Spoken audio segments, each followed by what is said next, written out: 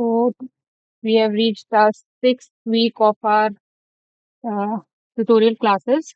So let me share my screen first.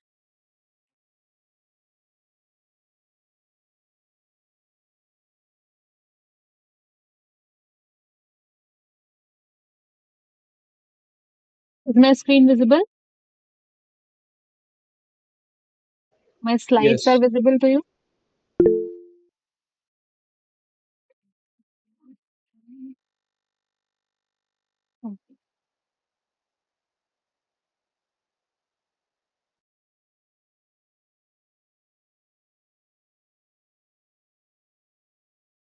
Okay. So this is the sixth tutorial for the course Technologies for Clean and Renewable Energy Production.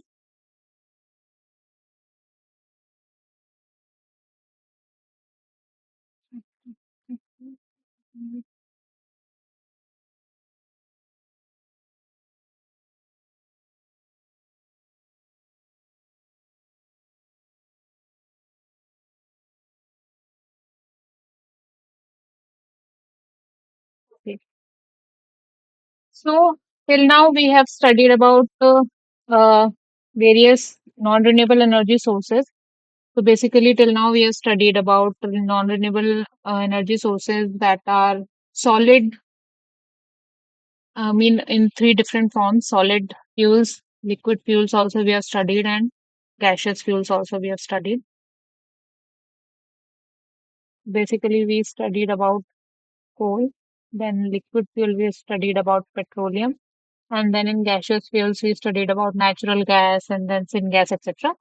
We studied about all these, and these are basically all of them are non-renewable energy sources. So after all this, now we will be coming on to various renewable energy sources, which is, as we all know, is the need of the hour. So basically, due to various sustainability goals and pollution-related issues, uh, there is a desperate need of shifting from these non-renewable energy sources to using of various renewable energy sources, which are derived from the nature and are they are unconventional in nature. That is, there is no such issue of pollution, carbon emission, and sustainability issues with them. So basically, we will be studying about various renewable energy sources. So firstly, we will be talking about solar energy, then wind energy. We will be talking about hydro energy. Also, we will be studying later. Then geothermal energy, then biomass energy.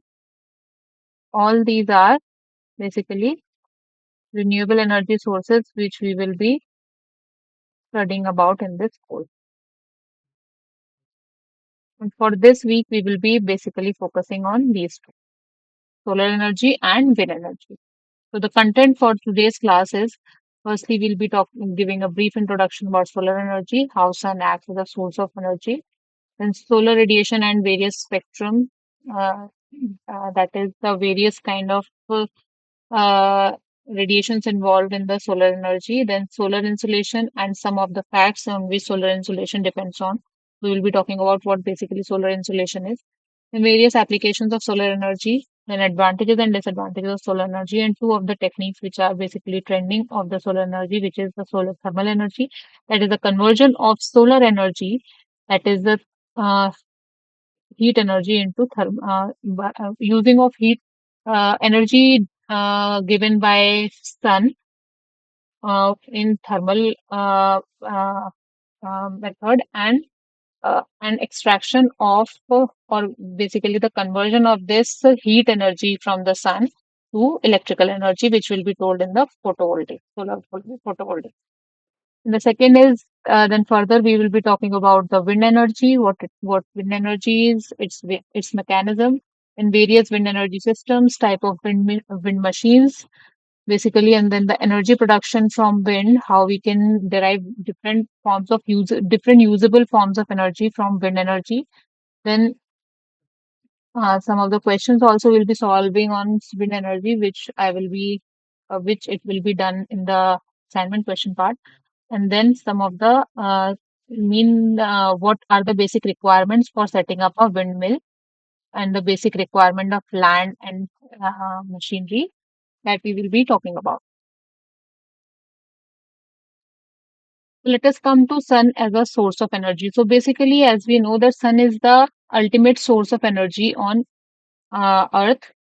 So basically, the all other forms of energy are basically derived from the energy received from sun. Basically, there are three components of ecosystem. The first one is biotic component, which are basically the living animals and plants. A biotic system, these are the components which are useful for the survival of these biotic systems, mean biotic components. And the third important component is energy, which is basically derived from sunlight. So this energy derived from sunlight is used by the autotrophs, basically the plants, to convert various organic materials present into them into uh, uh, sorry various this plants use this energy from sunlight to convert various inorganic and use the inorganic materials present in them to synthesize the organic materials, basically food, by photosynthesis. Here basically the procedure used is photosynthesis by the plants, produce energy. And further, in turn, they are basically they are therefore called the primary producers. And then the energy and the energy produced by them and the organic materials produced by them are further in turn consumed by the secondary and tertiary consumers. Secondary consumers, basically, we are the secondary consumers and the animals are secondary consumers. So basically, this energy from sunlight is very crucial component for the survival of these biotic components using these biotic components. Now, sun is further in continuation. Here, we will see that how the solar energy that is gained from the sun is used, and that the different fraction, the amount of sun, this is the basically the amount of sunlight we are getting from the sun. Let us consider this as suppose we get 4.98 into 10 to the power 6 units from sun. So this amount of energy, it is not utilized. It is basically dissipated into the atmosphere, into in ionosphere and stratosphere, etc. So this amount of energy, this unit of energy is not utilized. The only amount of energy we get on Earth is this. That is basically 4,660 units is received on Earth by autotrophs, basically plants, which they use for photosynthesis. And this amount of energy, some amount is given for decomposition purpose, then some is given for respiration purpose, and some is left non-utilized. Basically, the most part is not utilized. And this from these units, 630 units are transferred to the herbivorous, basically people like us and herbivorous animals. This much amount of energy is transferred from these plants to herbivores. Now the this energy 630 units, some 190 units are used in the respiration, then 20 units in decomposition, and 295 units are not utilized. And then out of 630, 125 is transferred to the carnivorous. And then out of these 125, 75 is for respiration, 54 are not utilized, and some traces are also left for decomposition purpose. So from this chart, we can see that only 0.2% of solar energy is consumed through photosynthesis and stored as chemical energy. The rest remains unused. So this basically, this portion is about only 0.2% of the solar energy which is given by the sun. Remaining 9.8% energy is not utilized by us. Part of this unused solar energy can be converted into from here, this is 0.2%, but some amount of energy is still not used, as we can see here, 2009. 130 units, here 295 units, and here 50 units, they are not utilized. So there we can find ways. So there is scope of research here. We can find ways to use this unused energy to convert it into some usable.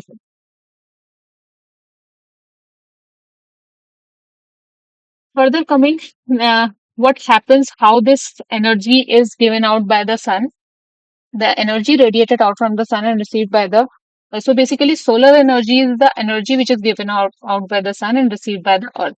So the energy produced by the basically energy produced from the sun is due to the fusion reactions taking place at the on the earth, on the sun. So the energy produced by sun can be reabsorbed by. So basically, millions of fusion reactions are taking place on sun. So basically, if there are fusion reactions taking inside sun, then energy radiated by them takes thousands of years to come on the sun surface. So when suppose here on the in the core part fusion reaction takes place, when energy radiated by these fusion reactions comes on the uh, sun surface, then from the sun surface this energy is radiated, and this radiated energy reaches earth surface. So generally once the energy has left the sun, it is radiated as electromagnetic radiations towards the space at a speed of 300 million meters per second, or 186,000 miles per second, and at that speed the energy needs only 8 minutes to reach the outer atmosphere of the earth, that is 93 million miles away.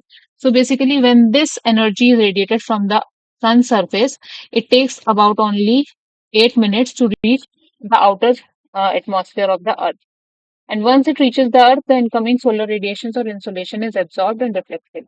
So once it reaches the earth, the various phenomena related to energy starts to take place, that is absorption, reflection, transmission of this solar radiations takes place. So here we can see in this, suppose this is sun, it is sending some energy.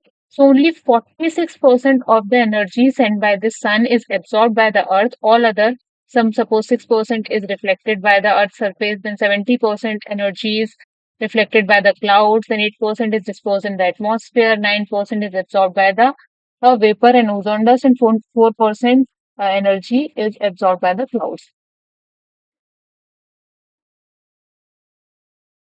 So with this, we comes to know that we need to discuss about the maximum energy, the maximum intensity of solar radiations that is absorbed by the Earth's surface per unit time or per unit area. So here we can, which is given by a term that is a solar constant. So it is basically the maximum intensity of solar radiations, and that is the total energy received from the sun per unit time on a per unit area surface when area which is kept perpendicular to the radiation in space just outside the Earth atmosphere when the Earth is at mean distance from the sun. So the value, this is an this is a constant value which is given as 1366 watt per meter square. So here we can see that the spectral radius is maximum in the visible region. Sun consists of all kind of radiation, that is the UV rays also it consists of, infrared radiations it also consists of, then visible radiations also. So basically, it is basically this is the whole spectra of solar sun rays basically. So it consists of different kind of rays. That is, it also consists of gamma rays, X rays, UV rays, infrared radiations. In this, visible rays are also present, which is 400 to 800 nanometer of wavelength. Then radio waves. So here we can see that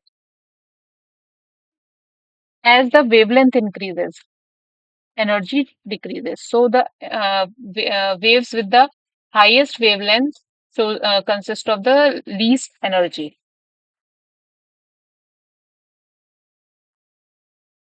Coming on to the term solar insolation. So, what is basically solar insolation? It is the solar radiations received on a flat horizontal location on Earth at a particular instant of time.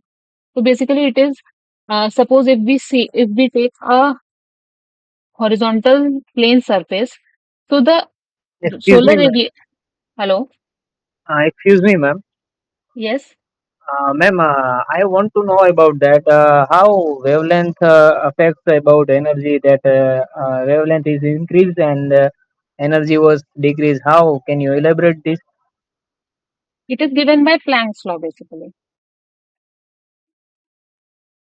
H nu, this is your wavelength. Oh, sorry, this is your wavelength. Sorry, just a second.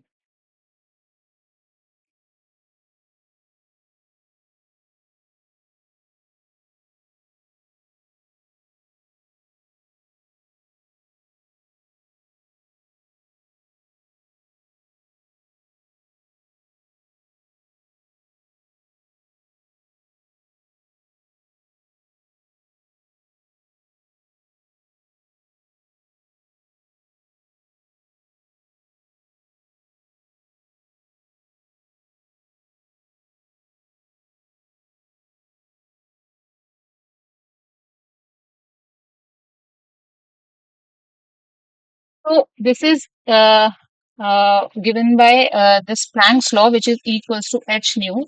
This is Planck's constant. H is the Planck's constant, and nu is the it is the frequency. So frequency here.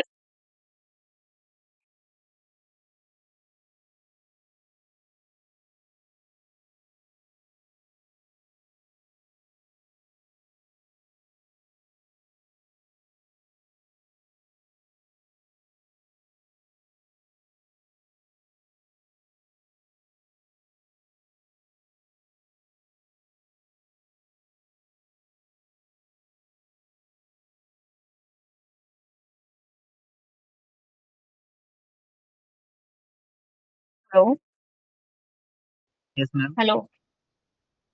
Uh, just a second. I will answer your question in a bit. I guess I missed this point, Okay, but ma'am. I will answer your question. Sure, ma'am.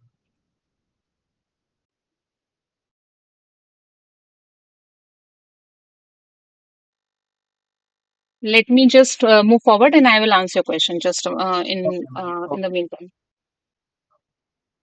So basically, the solar insolation, is basically the if we consider a horizontal flat surface, suppose a flat surface on the Earth, it is basically the solar radiation which is received on the flat surface on a horizontal flat surface on the Earth at a particular time. And so this solar insolation is basically it depends on I mean the amount of solar radiation received on the Earth. It depends on various factors, and the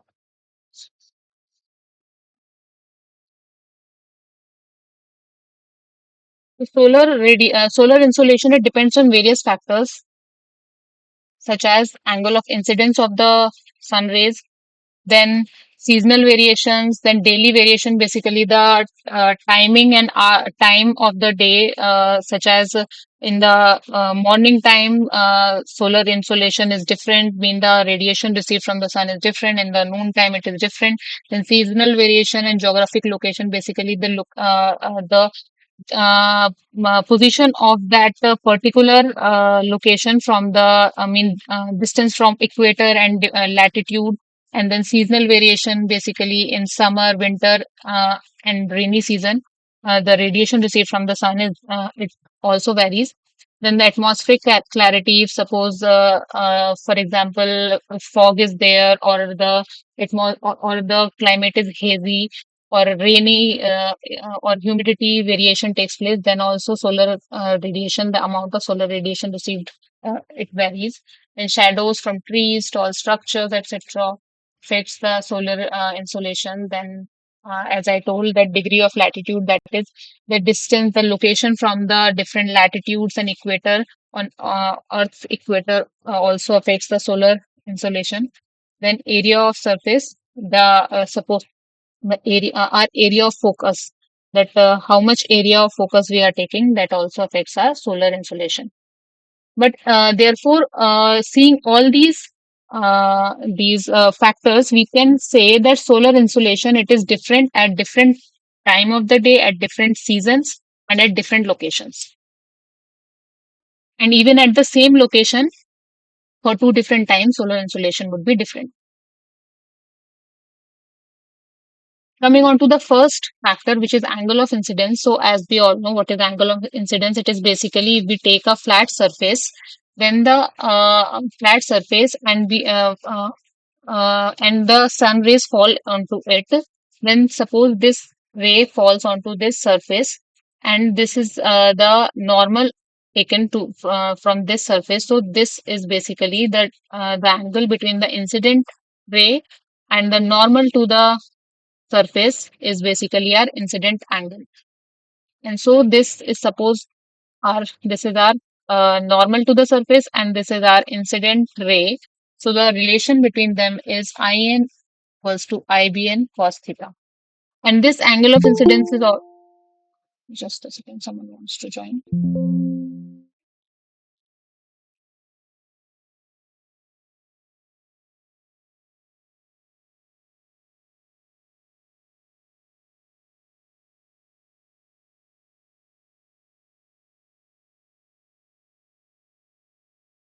And this angle of incidence is also dependent on various factors,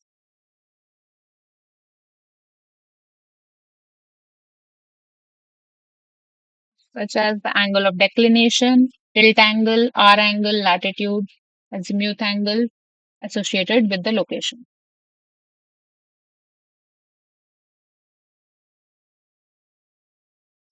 The second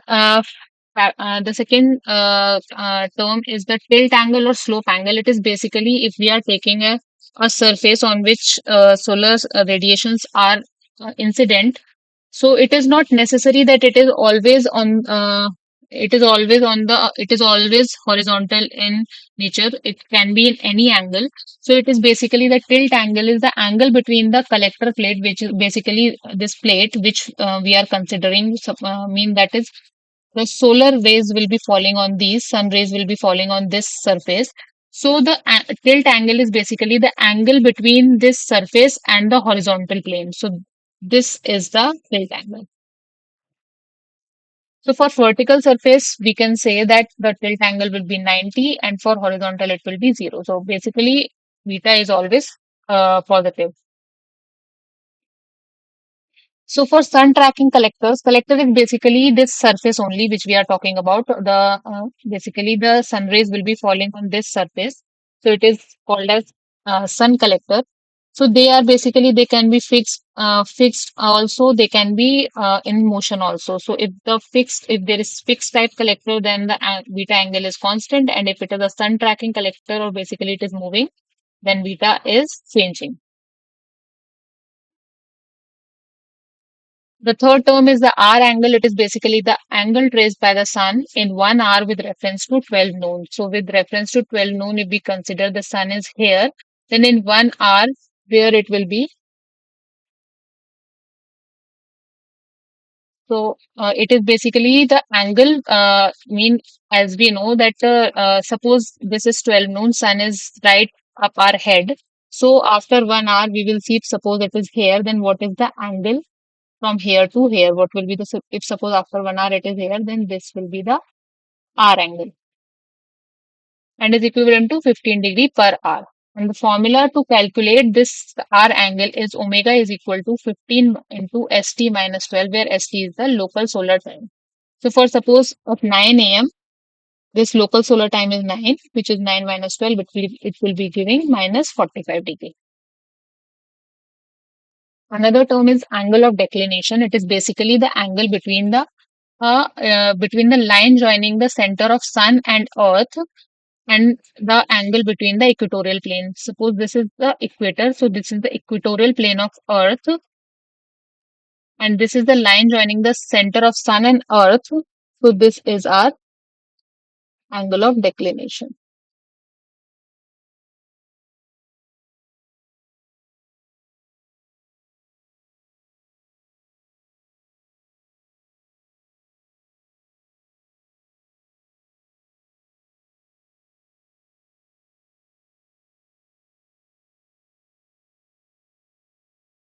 The angle of declination, it basically varies from a maximum of plus 23.5 to, or which is seen on June 21, and to a minimum of minus 23.45 on December 21. So the angle, this declination angle is zero at two equinoxes, that is March 21 and September 21. Here we can see that it starts from minus 23.45 on 21 December, and it goes up to plus 23.45 on June 21, and in between at two locations it is zero, which is March 21 and September 21. The declination angle can also be calculated using this formula, which is 23.45 sine 360 by 360 by 365 into 284 plus n, where n is the day of year counted from 1st January.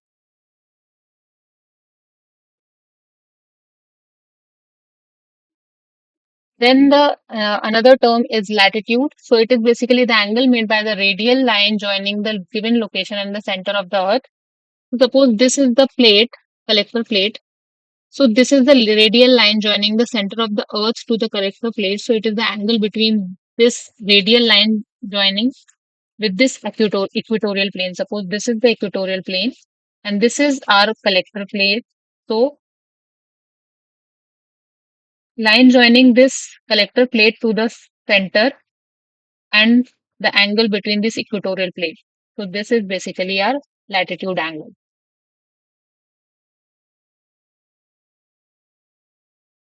Coming on to some of the applications of solar energy. So basically it is used in water heating, then air heating for agricultural and industrial applications, then heating and cooling of buildings, cold storage of for preservation of food, then cooking of food, greenhouse and distillation of water, water pumping, solar furnaces, and power generation and solar photovoltaics. And these two basically are the most newest technology. That these both are the latest technology in the solar energy, in the application of solar energy.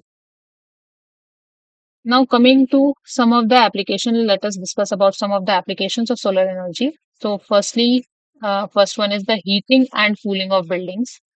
So basically, it is called a passive solar design.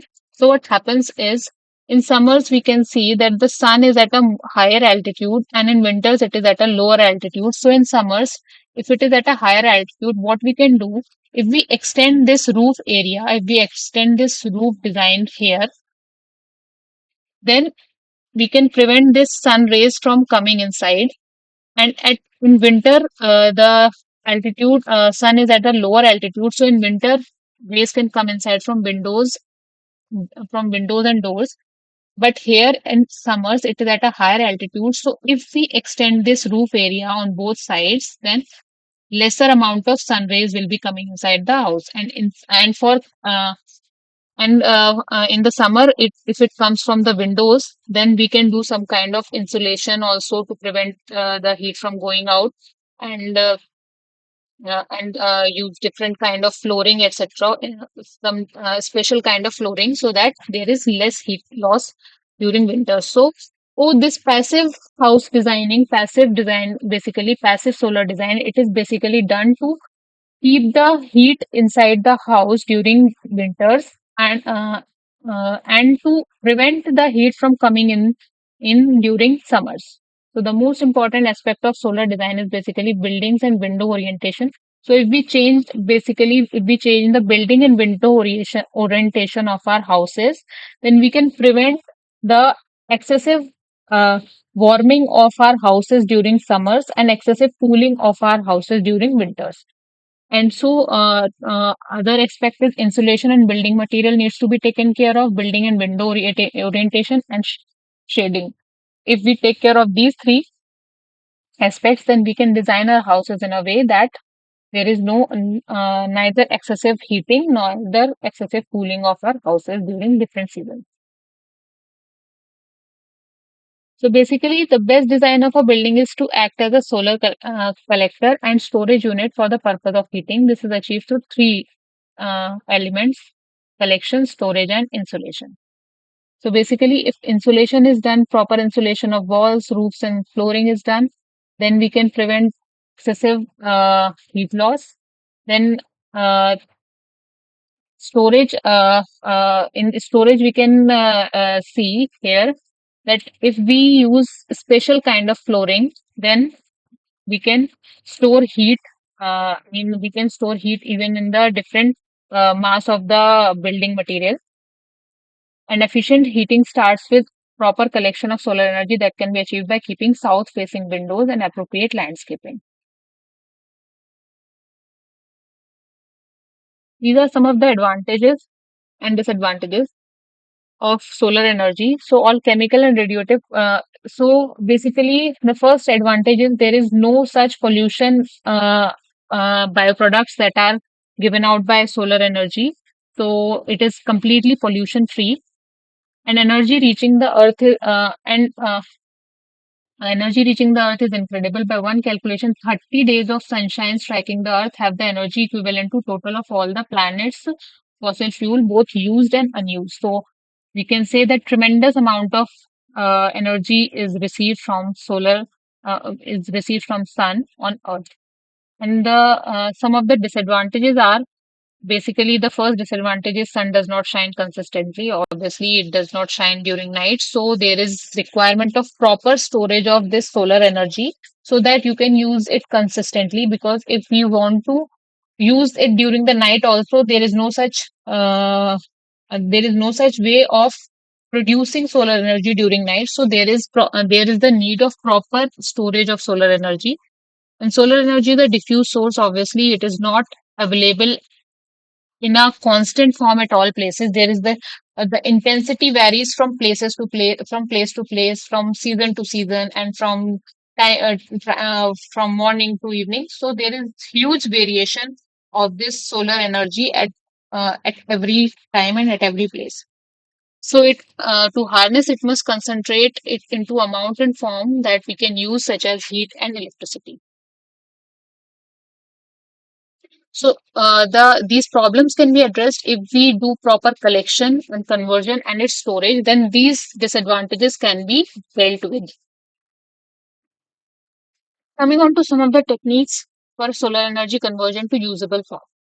So as we have talked earlier, also the easiest form of using of solar energy, it is basically heating, which is done from way long before. It can also be used as it is used by the plants for photosynthesis. Then it can be used for as it is used for as fuel also. Mean we can convert it into we can use this heat and convert this.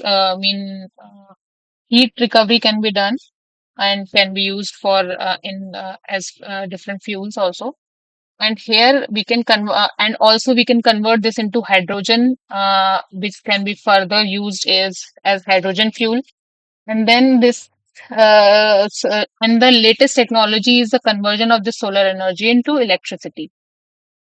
So which is done by photovoltaics, and this is done by photocatalysis, and this is done by thermal route, and this is here done by photosynthesis. So photovoltaics and this thermal route will be discussed in this session. Solar energy to thermal. So, thermal energy can be converted by solar heaters. Then it can be converted to electricity by photovoltaics approach, and it can be converted to chemical energy by photosynthesis in plants. Solar thermal technologies. So, what this solar thermal technology? It is the one of the oldest solar energy usage technology. So, it can be divided into three forms: the passive solar building designs, which we have discussed just now, thermal collectors for water heating and space heating and other uses, and thermal power plants. So we will be now talking about thermal collectors. So what a thermal collector is, it is basically a device which can be fitted onto our roofs. It is basically a simple box kind of arrangement which cons- uh, which basically acts as a medium to capture the energy given by sun. So what happens is this collector When we this collector here captures this energy given by sun rays, and we circulate this cold water from below, and here it gets heated up and it is sent back as hot water. We can even use this as even in as simply by for heating of water. We can use a kind of geyser, and moreover we can also do the we can use a heat exchanger for heat recovery as well to further use this heat uh, in different other applications. So basically, thermal collectors, they are basically of three types. It converts solar radiations into heat. So what I have told here also, it captures the solar radiations and converts them into heat. So it is basically of three types: flat plate collectors, evacuated tube collectors, and concentrated collectors. So let us talk about flat plate collectors. It consists of an insulated metal box. As I told, it is a simple metal arrangement. It is a simple box arrangement with a glass or plastic cover for glazing and a dark colored absorber plate. Absorber plate is basically to absorb the all the solar radiation given by the sun. Solar radiation is absorbed by the absorber plate and transferred to a fluid that circulates through the collector in tubes. So basically, here absorber plates absorbs the energy given by the sun and transfer it to the liquid that to the water that which is circulating in this tube. So in an air-based collector, not it is not necessary that only water can be circulated. It can also be, different fluids can be circulated. Air, if it is an air-based collector, the circulating fluid is air. So whereas in liquid-based, it can be water or some kind of antifreeze agents can also be used sometimes. If there is a very, if suppose this technique is used in a place where temperature is very low. So to prevent the freezing, we can use sometimes an anti-freezing agent is also used. So this is a flat plate collector.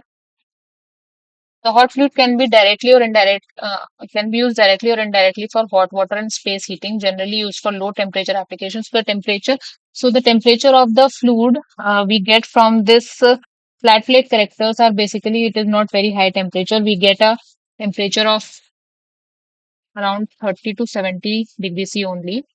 So it is, as we can see here, cold water goes in, and it is a box type arrangement. Transparent top is there so that all the radiation goes in. And here we have a absorber plate below this, absorber plate in this, which absorbs all the radiation, all the heat energy given by the sun, and heat this fluid going through this tube, and we get the warm water here. Another is the evacuated tube solar thermal collectors. So evacuated tube solar thermal collectors, what is the difference? Here the difference is it is a kind of thermos bottle. Here introduction of vacuum is there. So it is basically they act as thermos bottle type of collector which prevents freezing and can achieve higher temperatures. So here we when large volume used when large volume high temperature water is required, then we use this evacuated tube solar thermal collectors. So here vacuum is used. So vacuum, it acts as insulator, reducing any heat loss significantly to the surrounding atmosphere, either through convection or radiation, making the collector much more efficient than the internal insulating that flat plate collectors have to offer.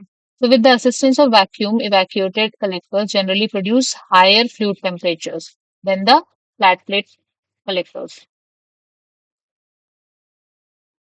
So and the third one is the third type is the concentrating collectors. So here what it is done is that all the solar radiations are absorbed and focused into a simple absorber area, into a small absorber area. So concentrating or focusing collectors, it intercept direct radiations over a large area. So large, all the radiation is uh, absorbed and it is focused into a small absorber area which is called as the receiver. So these collectors can provide high temperature more efficiently than flat plate collectors since the absorption surface area is very much smaller. So most concentrating collectors require mechanical equipment that constantly orient the collectors toward. So basically, for focusing all these radiations to a small absorber area. These concentrated collectors, they require mechanical equipment so that the orientation of these collectors change constantly towards the sun and keep the absorber at the point of focus. So it also consists of a term which is optical concentration ratio, which is given by average flux over the receiver upon flux over the aperture. It is basically the uh, average flux over the receiver is basically the radiations focused at the receiver upon flux over the aperture, which is basically the radiations received. So it is the radiation that is received onto the collector, and it is basically the radiations which are focused to the receiver, which are basically received by the receiver. So there are various concentrator receiver combinations, and they have different concentration ratios, such as the plane reflector plane receiver combination gives a concentration ratio of 1 to 4. Conical reflector cylindrical receiver gives a concentration ratio of 4 to 10. Parabolic cylindrical reflector and the cylindrical receiver gives a concentration ratio of 10 to 100, and paraboloidal reflector spherical receiver gives us concentration ratio up to 10,000. These are basically different types of concentrating collectors, different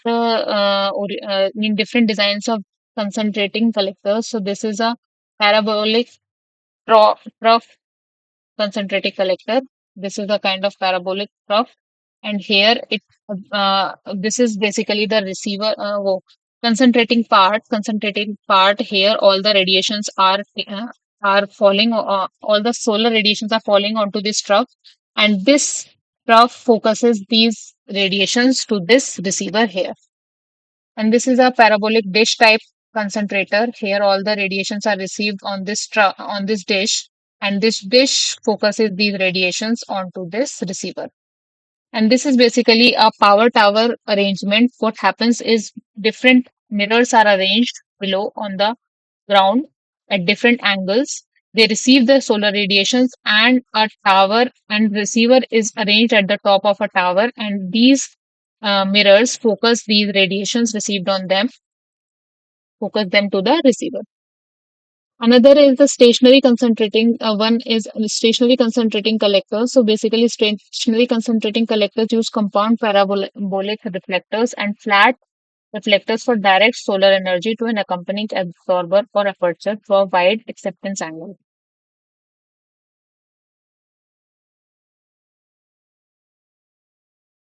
So basically, these are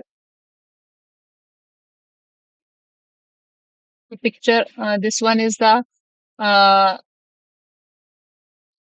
is the name? This is the parabolic dish type concentrator.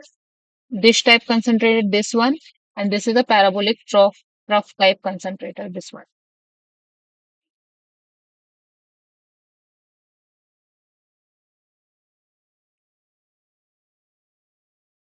Coming on to the performance of flat plate solar collector. So basically, flat plate solar collector, as I told, it consists of a flat surface. Here, energy is received. These are the solar radiations received, and these are the radiations reflected. Mean all these. This is the energy received, and this is the energy reflected. Unused energy reflected. So basically, E in minus E out will be the useful energy gain. So basically, the difference of this and this will give us the energy which is gained by our water. Let us consider heating of water. So the energy gained by water or used by water for heating, it is E in minus E out. So it is basically given by QU, which is given by FRAC into alpha tau IT minus UL E F naught minus TA.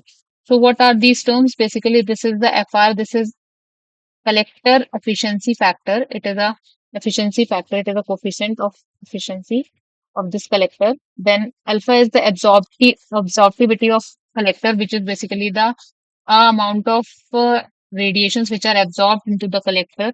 Then transmittivity of glass cover. The this glass cover here is this glass cover on the top. So the transmittivity of this glass also affects the performance of flat plate solar collector. Then UL, it is the overall loss coefficient. As we can see, there might be some loss of heat, as obviously this is the simplest kind of solar collector. Or and it is not so there is no there is nothing like vacuum. Mean in this flat plate collector, vacuum is also not used. So there is some amount of loss of heat, so which can be given by overall loss coefficient. Then this is the TF naught is the temperature of fluid in the tubes, the temperature of our water in the tubes, and TA is the ambient temperature, that is the temperature of the atmosphere. And AC is the collector area, and IT is the incident solar radiations on collector. It is basically the total amount of radiations which are incident on the collector. So it is given collector efficiency is given by the useful energy gain upon the solar radiations incident on the collector. It is basically the solar energy which is used upon the solar energy which is incident on the flat plate collector. So this formula here, QU is substituted here. So we get this formula, which is basically a form of y equals to mx. So by this we can see, suppose this is y equals to mx plus c. So this is mx plus c, eta is y. So it is basically a straight line equation. So from here we can see this is our area, sorry, slope, which is minus fr into, if we plot a graph between this x and y, that is efficiency versus this term, then we get slope of minus fr into ul, which is the loss coefficient. Coming on to the third application, which is solar thermal power plant. So what happens is, here we can see these are the parabolic trough collectors we have taken. So here, from here we send the cold water, and here from here solar radiations are incident, which is collected by these parabolic trough collectors. We collect this solar radiations and assist in heating this cold water, which is transferred, which is coming from here.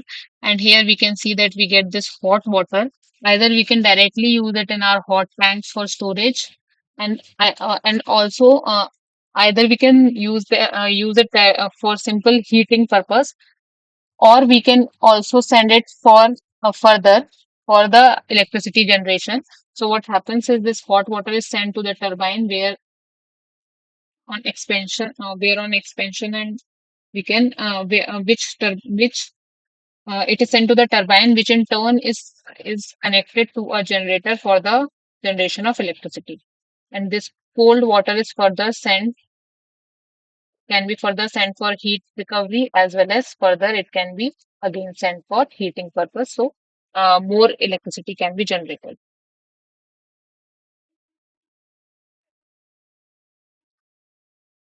Coming on to another application, which is solar photovoltaics. So in this, the solar cell is composed.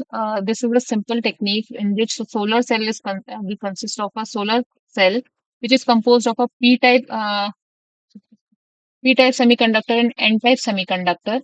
So when solar radiations fall on this solar cell, it produces negatively charged electrons and positively charged holes. We can see these are the negatively charged, these are the electrons, and these are the holes. So negatively charged electrons gather around these negatively charged electrons move towards the N-type semiconductor, and these positively charged holes move towards the p-type semiconductor. And if we connect a load in the external circuit, then electric current flows through between the two electrodes. So likewise, electric current is produced. So there are various construction materials for photovoltaic cells and efficiency. Basically, solar cell consists of different materials. The first one is silicon semiconductors can be used, compound semiconductors can be used, organic semiconductors can also be used. Then silicon semiconductors are further of two types, which is the crystalline and non-crystalline. Crystalline are basic. Crystalline can be single crystal, polycrystal, and then non-crystalline are basically amorphous and different. And the efficiency, conversion efficiency of these different type of materials is given here, which shows that the highest efficiency is given shown by the compound semiconductors, which shows a efficiency of 18 to 30% given by such as gallium arsenide. And organic semiconductors are also there, which are basically suppose they are basically of dye-sensitized type and organic thin layer type, but their efficiency is quite low, even less than the silicon semiconductor. So the conversion efficiency of these photovoltaic cells is given by the electric energy output to energy of insulation on cell into 100. Now coming on to so till here we ends with the solar energy. Now let us discuss about the wind energy. So how wind energy acts as the source of energy. So basically wind is simply air in motion. We cannot say that simply air, still air, we cannot call it wind. So basically when air is in motion it is called wind. So what causes this formation of wind? What causes this motion of air? It is basically the reason for this formation of wind is basically the uneven heating of Earth's surface. Basically, the Earth's surface consists of land area and water area and even water bodies. So the difference of heating time and cooling time of land and water causes the formation of wind. So basically what happens is land heats up faster than water and even it cools up faster than water. So during day what happens is land heats up very faster and the air above land also heats up, making it to rise up, and the cold air above the water it moves towards the land. So this difference in the temperature of the land and air causes the motion of air, leading to the formation of wind. So because the earth's surface is very much of a different type of land and water, it absorbs the sun's heat at different rates. One example of this uneven heating can be found in daily wind cycles. So more wind speed, more is the velocity of atmospheric air and more is the kinetic energy. So when the air is in motion, it is called wind, and this air in motion consists of it this this wind speed. Basically, it is velocity. Basically, when the wind speed is more, the velocity of atmospheric air is more, which means that it consists of kinetic energy, more kinetic energy. Just a second.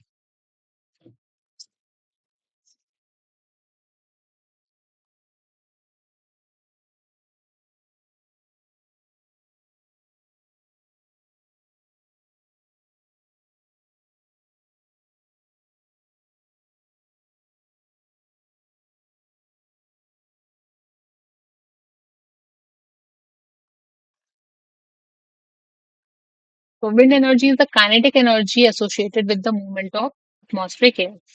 It has been used for hundreds of years so this wind energy has been used for many years for different purposes such as sailing, grinding grains, for irrigation, etc.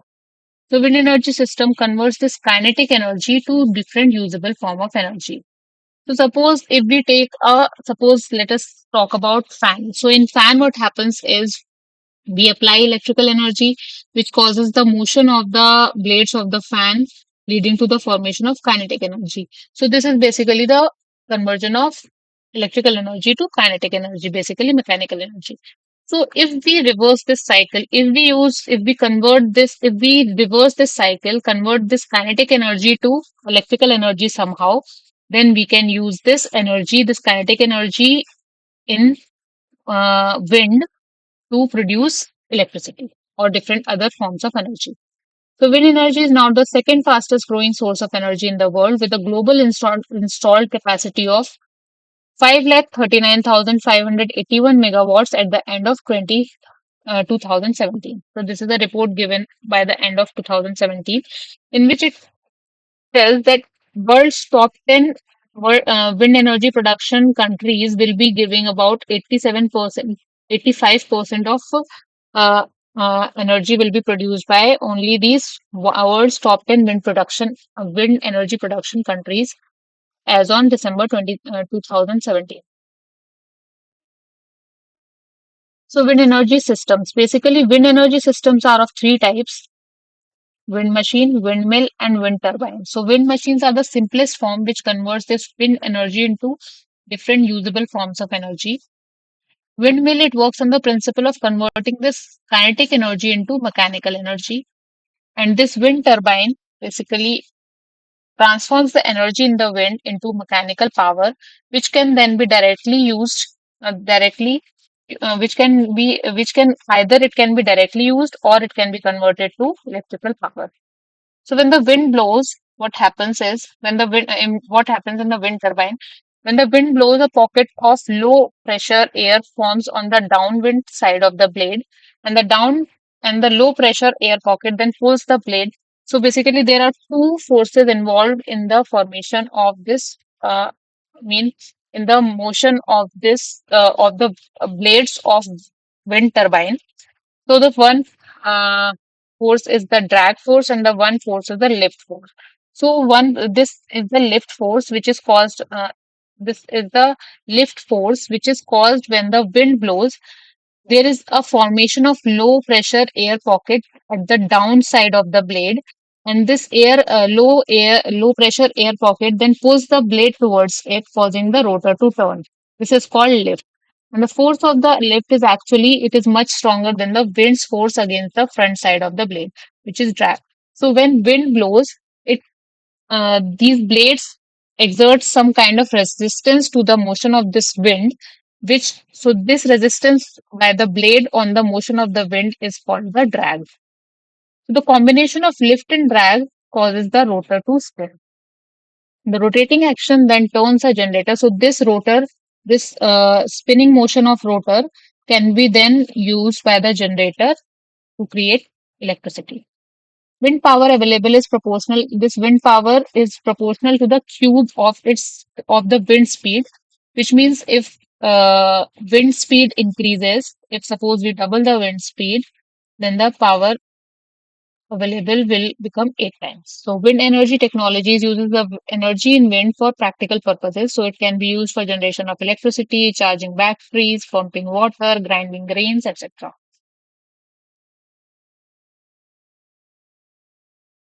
So these are two kind of wind energy systems. This one is the conventional wind energy system, and this one is the latest wind energy system nowadays, which is used. So traditionally, what was done, a brick tower was made. So we can see this is a brick tower, and on top of that, wooden blades were attached. So that was the conventional windmill which was used, which is basically conventional turbine which were made of the blades of these wind turbines were made of wood. But nowadays there is this tower. On top of that, blades are blades are used, which are made of basically fiberglass or some kind of polymer material. Nowadays, blades are made of these kind of materials. So the wind speed typically increases, and what why do we use why these blades are attached on a tower, mean why these blades are made at a height very much height from the earth surface. The reason for that is as the height increases, as the on increasing altitude, wind speed increases because there is a on the Earth's surface there is restriction due to trees and buildings, etc. There is a large amount of restriction to the wind speed, but on a higher altitude, no such restrictions are there. So at a higher altitude, we install these windmills, these blades at a higher altitude because of the higher wind speed. So the wind speed typically increases with height above ground due to decreasing friction with the ground. Wind turbines are mounted on a tower to capture more energy. So at 100 feet or above or more above Earth, they can take advantage of faster and less turbulent air. So for the best utilization of wind turbine, they should be placed where wind speed reaches 16 to 20 meter per hour and at a height of about 50 meter. So windmills are in use since long. So basically, initially this windmill was used for milling and irrigation purpose, and wind turbines came into existence in the beginning of the 20th century to generate electric power. So these are the typical mean uh, typically, a wind turbine has a tower height of 30 to 40 meter, rotor diameter of 25 to 30 meter, and then it produces a power of 250 kilowatt. And size may vary from even handheld to very large. These are now coming on to type of wind machines. Basically, two type of wind machines are present. The first one is horizontal axis machine, and the second one is vertical axis machine. The horizontal axis machines, basically, we can see this rotor. The axis of rotation is parallel to the direction. This is the axis of rotation. So this axis of rotation, it is parallel to the direction of wind. So suppose wind is in this, wind is flowing in this direction. It may be this or this. So this axis of rotation is parallel to the direction of wind stream. Therefore, it is called the horizontal axis machine. So rotor axis is horizontal, can be adjusted so that it is parallel to the direction of the wind. So it can be adjusted, either it can move in this direction or in this direction, means when the direction of the wind changes, this rotation's direction of the rotor can also change. The horizontal axis windmill can further be classified as single blade, double blade, or multi blade. So here we can see it is a three blade windmill.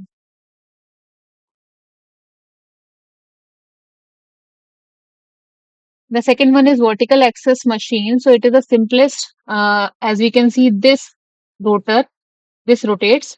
So this is vertical so it is vertical. Therefore, it is the vertical axis machine. The rotor axis is vertical and is fixed. These are the blades, and this is the rotor. This machine has become popular since it requires relatively low velocity wind. So here in vertical axis windmill, low velocity wind can also be converted to different forms of energy compared to horizontal axis machine. Coming on to the power production from wind. So as I have told that the kinetic energy of wind is converted to different forms of energy. So the kinetic energy of a mass m moving at a speed v is given by half mv square. As we all know, kinetic energy is equal to half mv square. So power potential can be given by half mass flow rate into v square. Mass flow rate, basically mass flowing per unit time. The mass of air passing in unit time through an area A with speed v. If suppose this is an area, the amount of wind, the mass of wind which can flow through this area in unit time is given by, it is basically mass is rho into volume. So mass flow rate, so volume, it is area into velocity can be given by. So here it is rho AV. Rho is the density of air.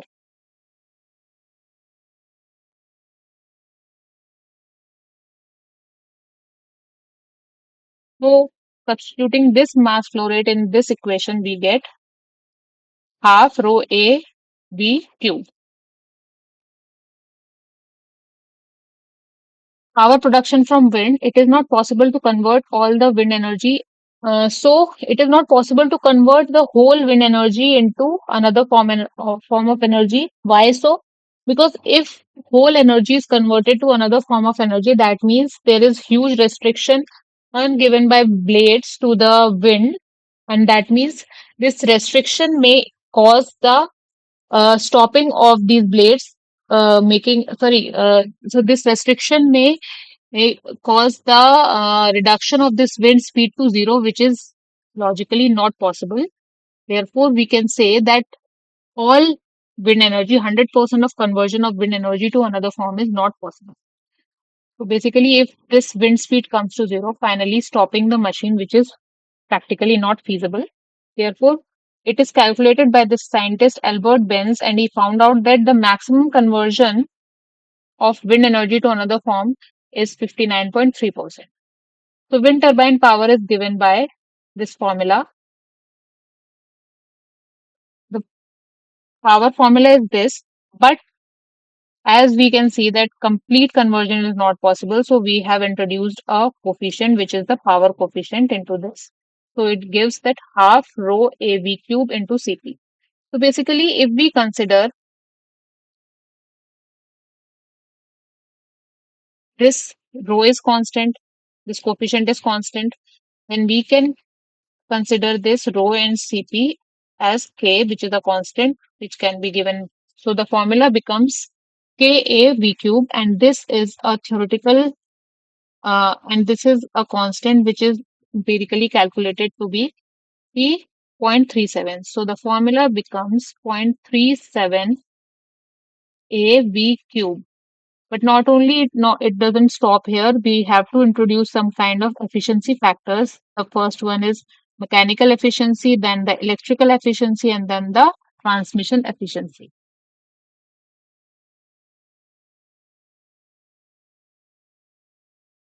So here we can see that we have introduced this mechanical efficiency, electrical efficiency, and transmission efficiency. So here area and volume is there.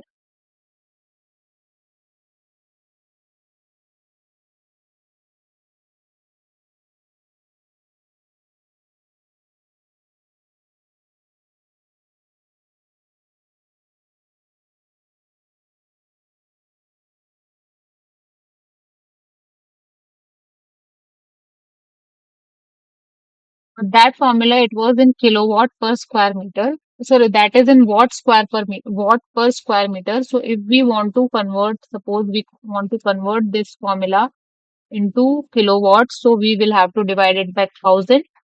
So if we divide this by 1000, then it comes to be V cube upon 1000, which can be written as V by 10 to the power 3. So this formula comes here to be this.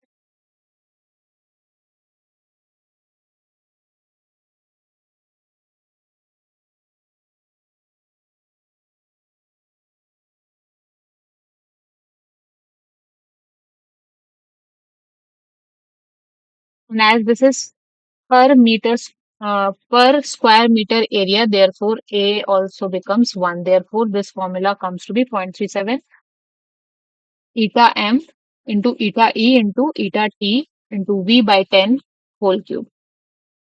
So this is the energy from air which we can tap. Another term is tip speed ratio. So if we want to compare two blades of different diameter, so if the diameter is, if wind rotor diameter is different, so obviously RPM will also be different. So we cannot compare them on the basis of RPM. Therefore, there is this new term which is called tip speed ratio, which is given by blade tip speed upon wind speed. So by comparing this TSR, we can compare two different mills of different diameter, different rotor diameter. So typical values of TSR ranges from 1 to 15. By using TSR, we can ignore the rotor RPM and diameter. Consider rotor performance in a more generalized discussion. If we know the wind speed, the rotor diameter, and its operating RPM, we can also calculate the TSR or speed ratio at any fixed radius between the center of rotation and.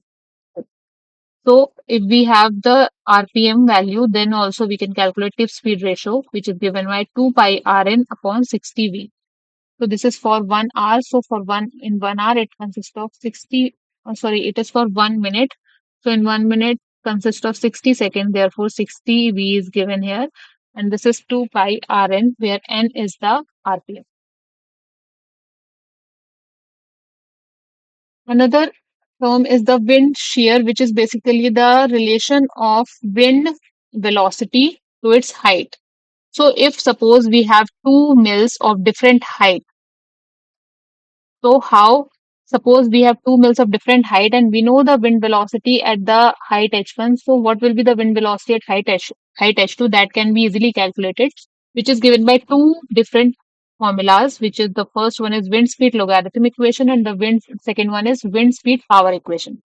So the first one, wind speed logarithmic equation, gives us the velocity unknown equals to velocity known into, which is it is a logarithmic equation, therefore ln height of this is height unknown desired basically upon beta, which is the roughness constant, and it has a value ranging from 0.0001 to 3.0 m 0 meter, and upon ln height known, this is the known upon beta. So this is unknown height we can calculate. So this is the unknown height which will be sorry, desired height basically, it will be given in the question, and this is the height at which we want to know the velocity. Basically, the unknown velocity is at this height desired. So we can calculate the velocity at desired height also. And the second formula is velocity unknown equals to velocity known into height desired upon height known. So this is known to us. This is the height which we are asking for to the power alpha, which is the wind shear exponent, which is given for different terrain descriptions for different types of areas. Wind shear exponent is given in this table. Suppose smooth, hard ground, lake or ocean, it is 0.10. Short grass on untilled soil, it is 0.14. Likewise, on different terrain descriptions, alpha value is given. Generally recognized rule of thumb is that wind speed increases as the 1 by 7th power of the height above ground. So, as the height increases, wind speed increases by 1 by 7th power of the height.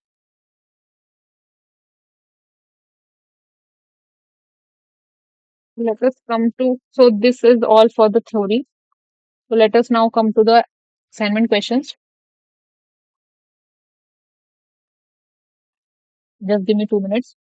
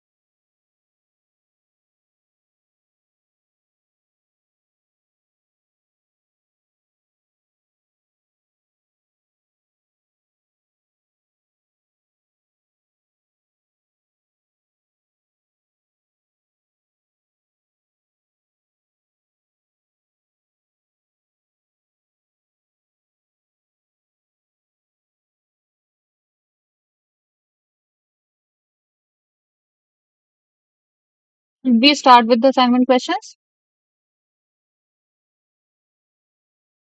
Hello.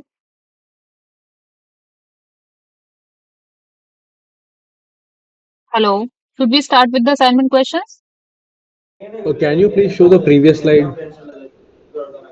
Just a second. All these slides will be uploaded. Yeah, before this one. Slides will also be uploaded. This video will also be uploaded, so you can access it uh, easily from there. Okay, thanks. So should I start with the questions now? Yes, ma'am. Okay. Just a second. Let me answer that guy's question first. So basically, uh,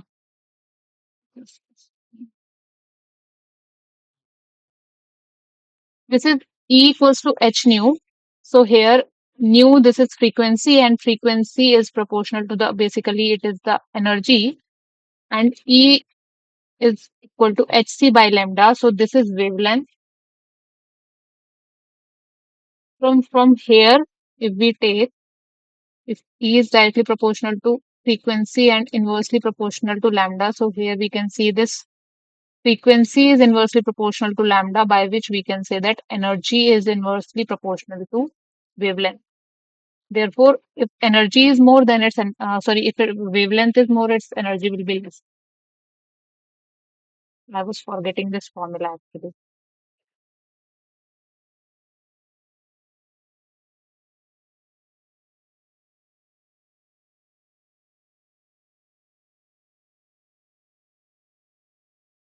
We are running out of time. I have questions. Okay, then now let us start with the assignment questions. Okay. So the first question is, select the biotic component of the ecosystem. Anyone from your side? Hello? Am I audible to you guys?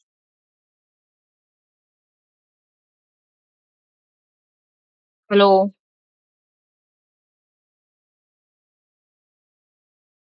Let's just say yes or no. Am I audible or not? Yes, ma'am. Okay. So let me, anyone is going to answer or should I answer it? The question is, select the biotic component of the ecosystem. So basically, biotic component, which is the living component, we can say. So simply here we can see clearly the living component is living plants. Basically plants and animals, and we humans are only the biotic components of the ecosystem. So the answer is living plants.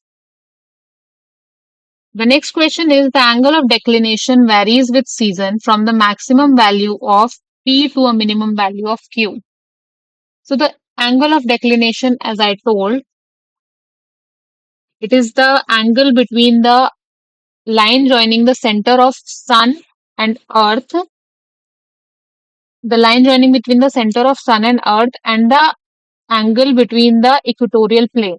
So basically sun, earth, and this is its equatorial plane. So this line joining this center of sun and earth and this equatorial plane, so this angle is the angle of declination. So it basically varies from maximum of plus 23.45 to minus 23.45. Basically from the day, I guess, 21 June to December 21. So the answer is plus 23.45 to minus 23.45, which is our second option.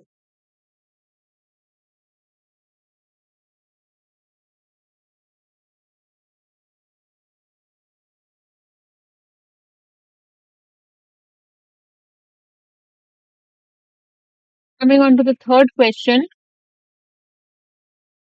which is the important parts of the flat plate collector, find the most suitable option.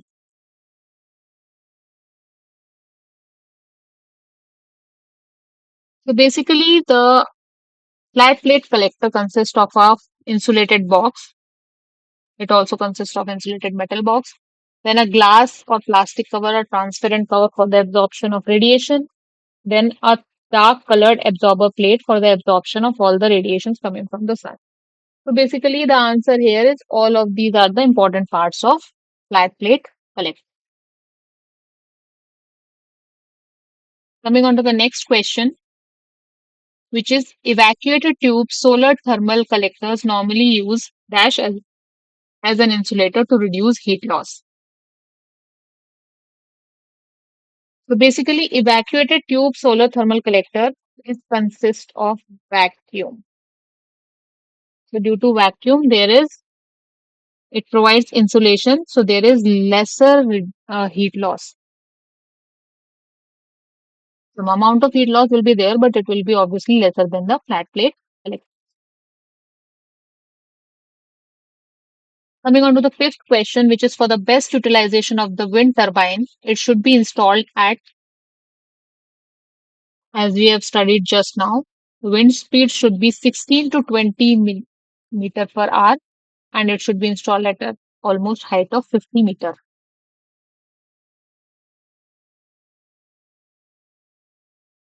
Wind speed can be measured by using anyone? Anyone from your side?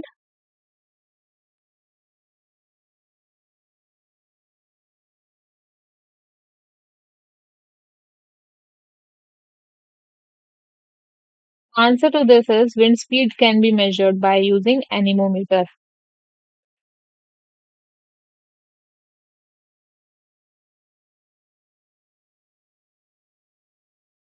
Coming on to the next question, which is which of the following is not an important part on the vertical axis windmill?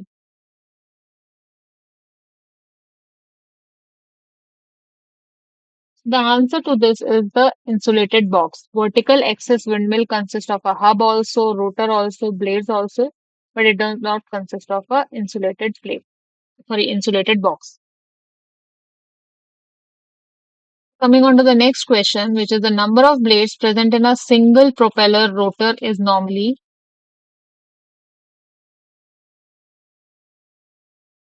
It is basically 2 to 3. A single propeller rotor consists of 2 to 3 propeller, 2 to 3 blades.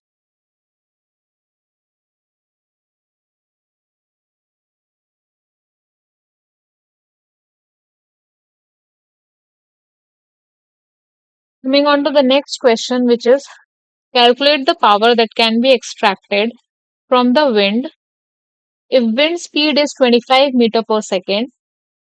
Assume mechanical efficiency, electrical efficiency, and transmission efficiency as 75%, 65%, and 70% respectively. So we have to calculate the power, basically power per unit area generated from the wind. So you guys also try to solve it. Try solving it, then I will help you. Let me give you a hint, basically, as we have studied just now, the power potential is given by the formula 0.37, which is the value of K, as I told.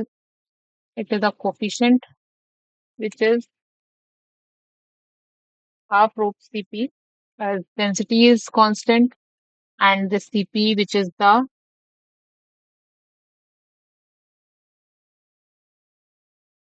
Cp.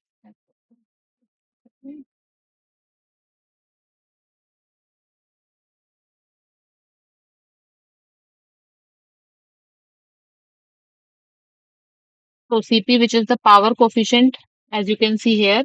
Just now we studied this formula. It is a power coefficient. So we will be using this formula, which is P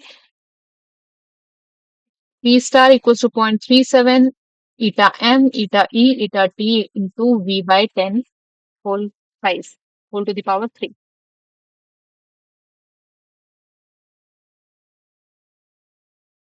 So the formula is eta m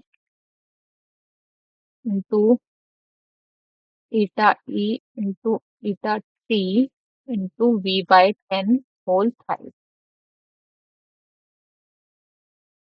Eta m is given in the formula 0.75, that is mechanical efficiency. Eta E is given 0.65, which is electrical efficiency. And eta T is given 0.7, which is transmission efficiency. Putting all that is given in the question, 0.37 into 0.75 into 0.65 into 0.70 into. So the wind speed, which is basically wind velocity, is given 25 upon 10 to the power 3. And after solving this, we get power as 1.97 kilowatt per meter square. Is this clear?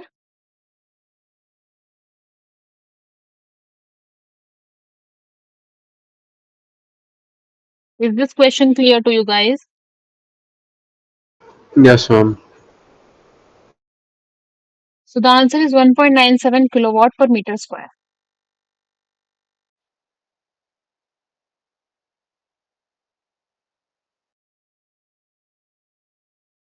Coming on to the next question. The rated output power for a wind turbine model at wind speed of 20 meter per second is 5 megawatt.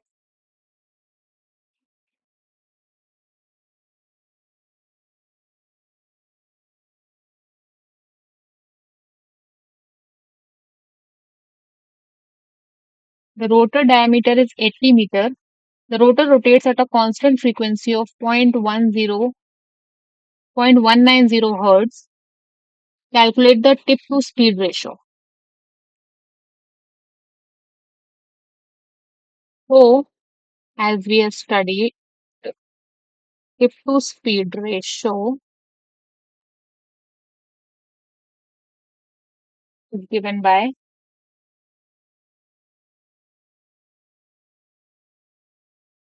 blade tip speed upon wind speed.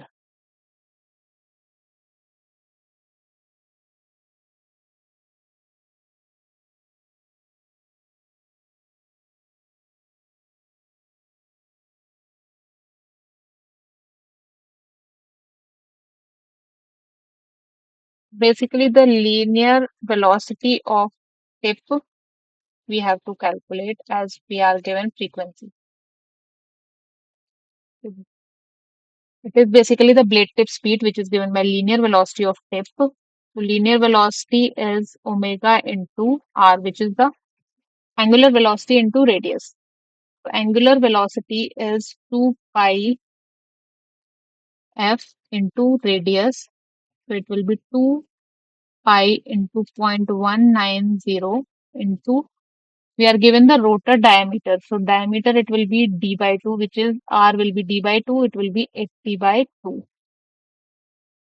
So it will give us 47.752 meter per second. And the wind speed is given in the question. So after putting this here, it will be 47.752 upon wind speed is 20. So it will give us 2.38. So tip to speed ratio will be 2.38.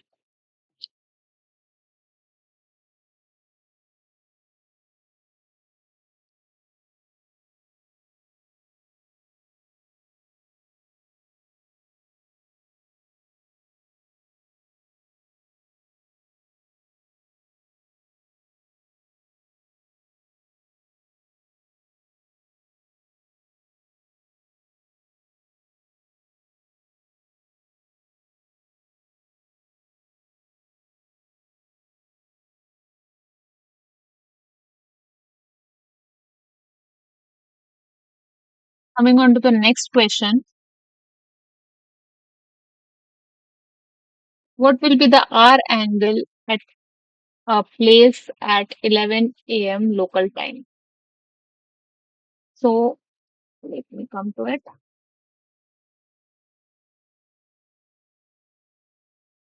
R angle formula, which is 15 into ST minus 12.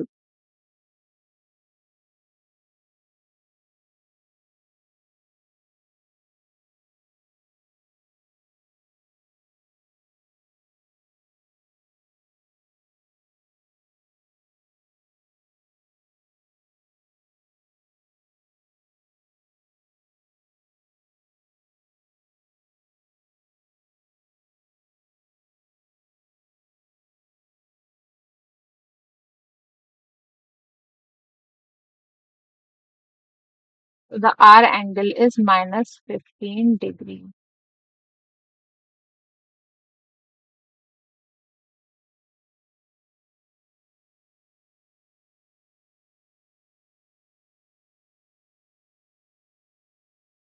ST is the standard time, local time basically, which is given 11. So if we put ST11 in this formula, it will give us minus 15 degrees.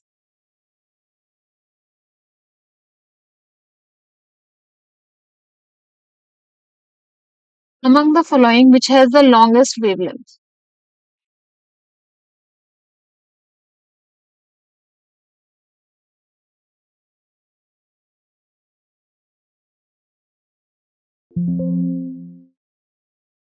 So here we can see radio waves has the longest wavelength. In this direction, we can see wavelength is increasing, and in this, energy is increasing. So gamma rays has the highest energy,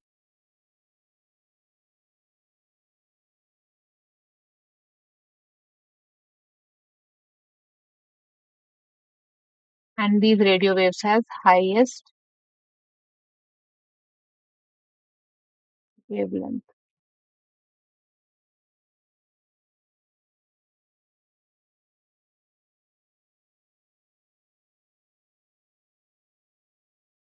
So the answer is radio waves. It has the highest, longest wavelength.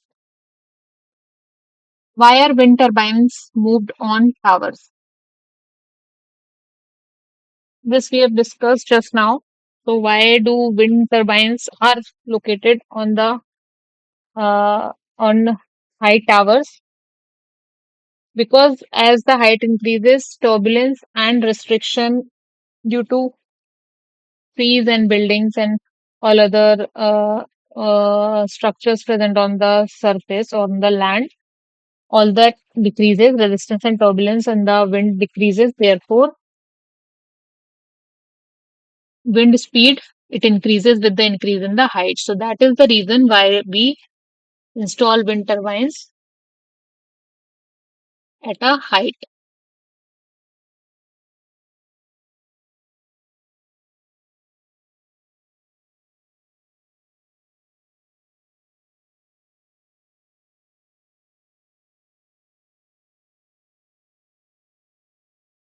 Next question, which is near which region the solar radiation incident will be maximum?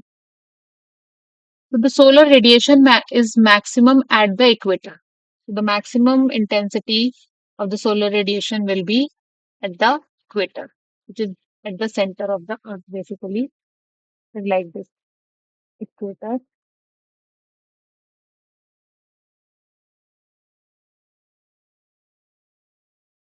Which among the following solar concentrator type can attain the highest concentration ratio?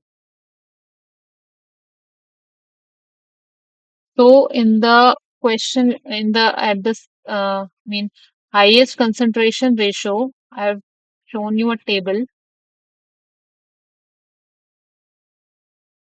So here, this is the table. We can see here, it is clearly shown that paraboloidal reflector spherical receiver shows the highest concentration ratio of up to 10,000. So it is paraboloidal reflector spherical receiver.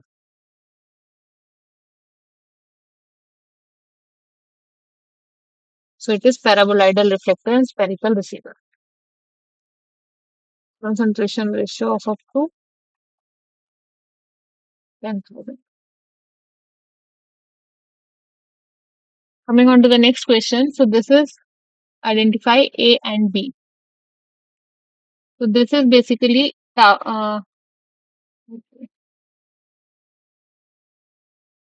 this is basically power tower type arrangement, concentrating collectors. So in power tower, what was done? These mirrors were used on the floor at different angles on which solar radiations fall, and these are basically the collectors.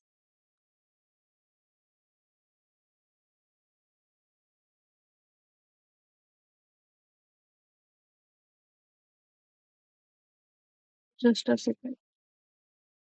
This option is not visible.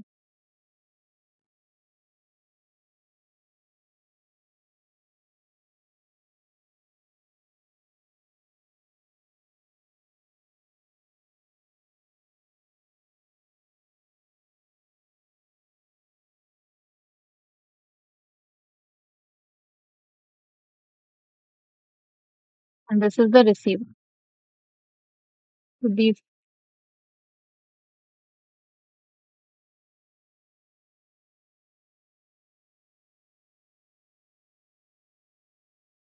these collectors here, they are also called as heliostats. So A is heliostat and B is receiver.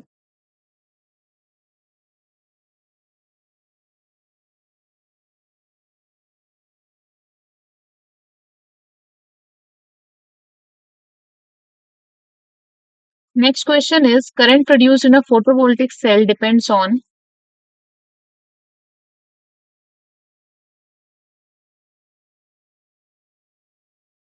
It depends on both A and B, that is the intensity of isolation in the amount of radiation received and as well as the size of cell.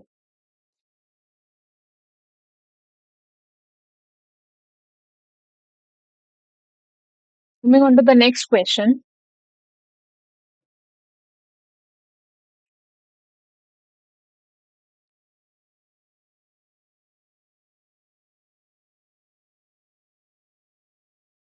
Calculate the minimum height at which a horizontal axis windmill should be erected.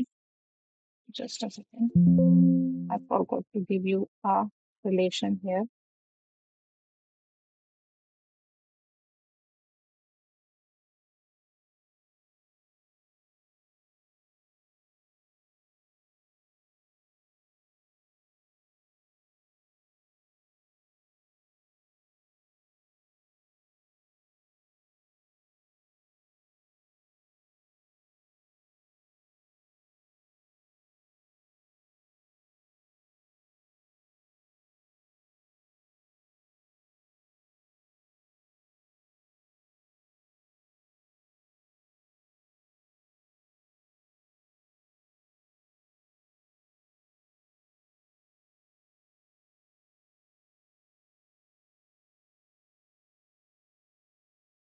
Okay, then. The question is calculate the minimum height at which a horizontal axis windmill should be erected to generate a wind power density of 5 kilowatt per meter square normal to the direction of wind. The electrical efficiency and mechanical efficiency of the system are both zero point 0.9, whereas the transmission efficiency is 0.5.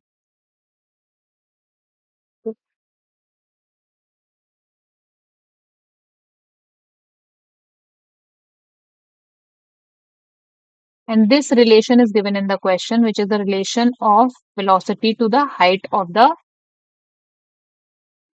windmill. So here the formula is 0.37 power efficiency formula. Sorry, power potential formula will be used, which will be transmission efficiency, electrical efficiency, mechanical efficiency into V by 10 whole 5, and power density is given, which is 5 kilowatt per meter square. Transmission efficiency is 0.52. Electrical and mechanical efficiency is same. V is not given. So V, after calculation, we will get D as 31.77 meter per second. So now we have V, but we have to calculate the height. So this is the relation for velocity and height given in the question, where K is 1. So if we put this velocity in this equation, where K will be 1, H to the square, so it will be under 251.77, and height we will get as 5.64 meter. So the minimum height required is 5.64 meter. Is this clear? This question is clear? Yes, Okay.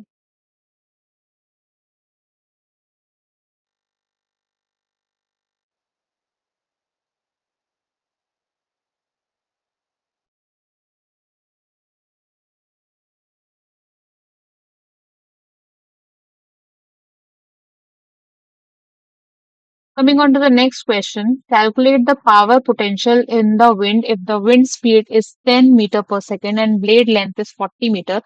Assume the density of air as 1.23 kg per meter cube. So we have to calculate the power potential, the formula for which is we have studied rho A V cube. So the area will be pi L square, which is the blade length 40, and because blade length, suppose this is the rotor area, so blade length is 40 meters. So it will be rotating like this. So the area covered is pi L square. Basically, it is pi R square, but here our radius is 40 meters. Half rho is given 1.23 into area pi into 40 square into velocity is 10 meters per second. So after solving this, we get 3.0913 megawatt. So the answer is 3.09 megawatt.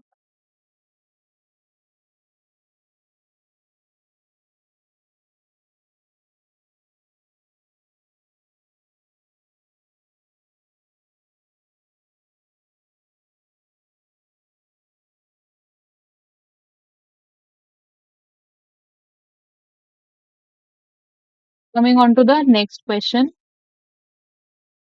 The rated output power for a wind turbine model at wind speed of 10 meter per second is 2.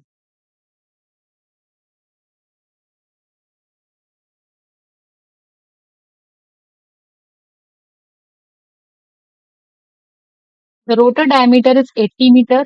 The rotor rotates at a constant frequency of 0.195 Hz. Calculate the tip to speed ratio and power conservation coefficient of this model. Assume density of air as 1.255. So the tip to speed ratio, similar question we have done before, tip to speed ratio where it was needed. So for that we will calculate linear velocity of tip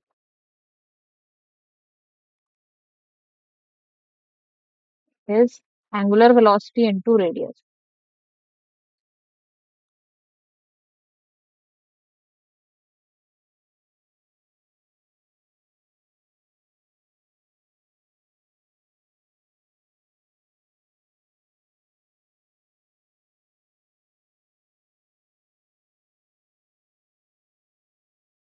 So it will be 2 pi f into r, which will give 2 pi into 0.195 into radius will be 80 by 2. It will give us 49 meter per second.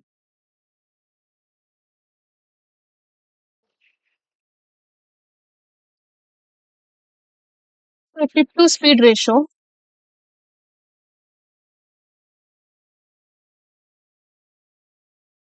it is linear velocity upon wind speed.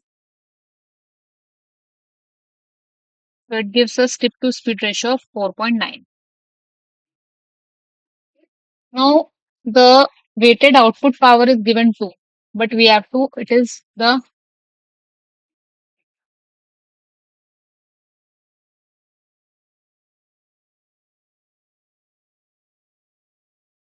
but the exact power is given by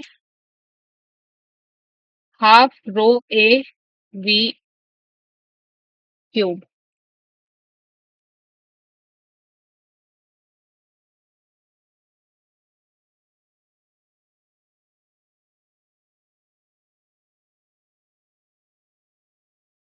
Pi r square, r, it is d by 2 into 10 cube. So it gives us a power output of 3.078 megawatt. So the power efficiency, conversion efficiency basically is power output, rated power output upon the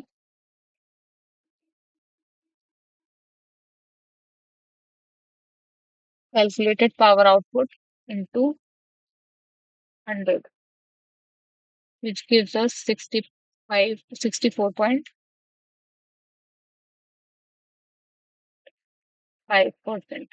64.5 or 64.9 around it.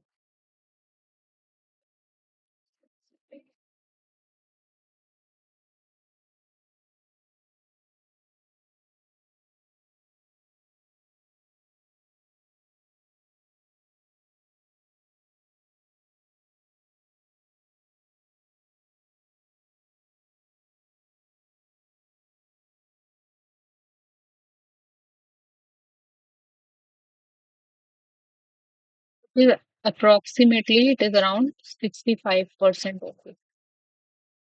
You can do the calculation, some decimal positions. I mean, I don't have scientific calculator, so you will get approximately 65% that conversion efficiency.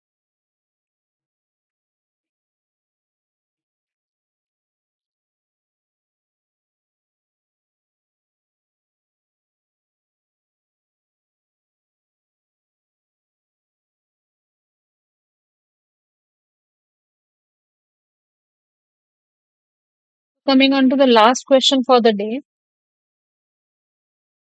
Calculate the efficiency of flat plate collector having absorptivity as 0.90. Temperature of the so basically flat plate collector it is. So the temperature of the fluid inside the tube is 32 degrees C and the ambient temperature is 24 degrees C. Transmittivity of glass cover is 0.92. Assume collector efficiency factor that is it is given by FR which is 0.86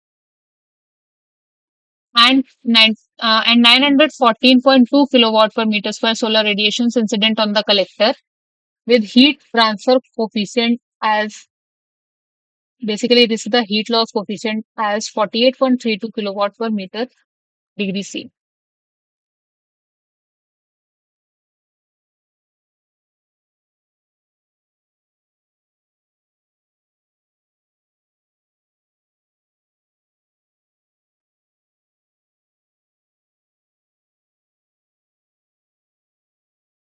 So what formula we have seen? Basically, we will be using this formula. We have to calculate the efficiency, collector efficiency. So we will be using this formula here.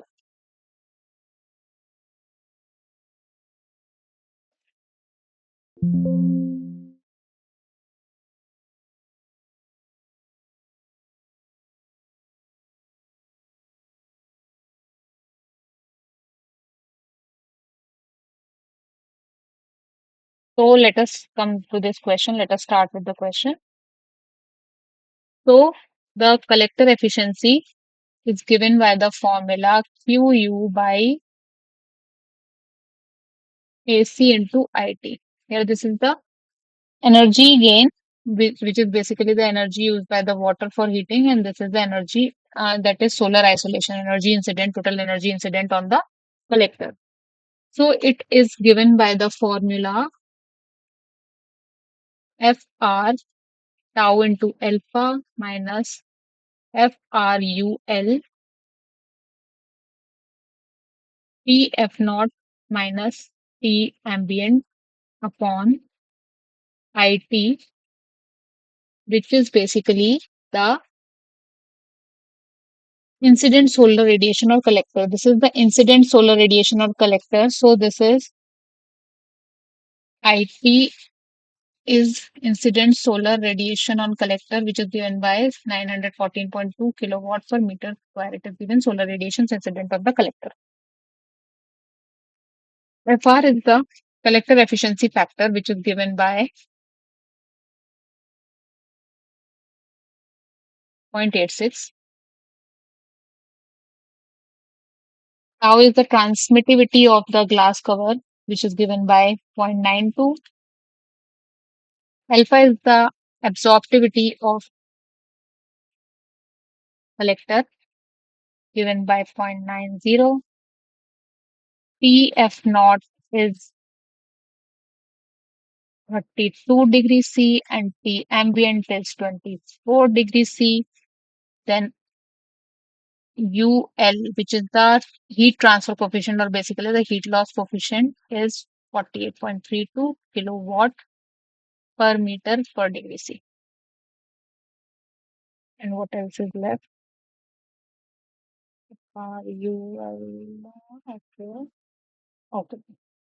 So after putting all this in the formula, eta equals to FR is 0.86 into 0.92 into 0.90 minus 0.86 into 48.32 into 32 minus 24 upon 914.2. So after solving this, you will get it as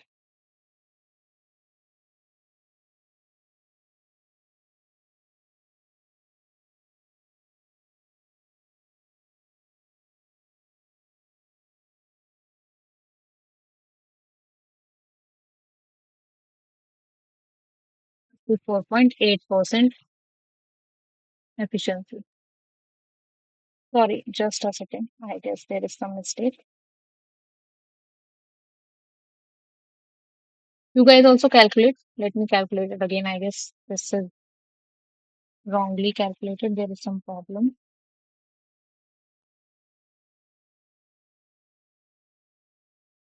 No, it's fine. After calculation, it is coming 34.8%. You guys can tally the calculation. It is possible there might be some mistake because I have done it once. It may be possible. Some decimals may be here and there. So try solving them once again uh, for your practice as well. So these are all the questions for today. Is this clear? This question? Yes, ma'am. Okay then. Any other question? No, ma'am. So should we stop this session?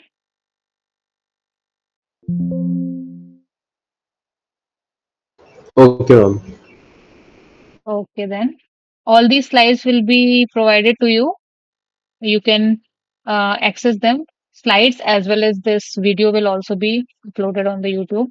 So if there is some confusion in any of the question, you can also visit that video. So okay. So you guys may leave the class. Thank you everyone.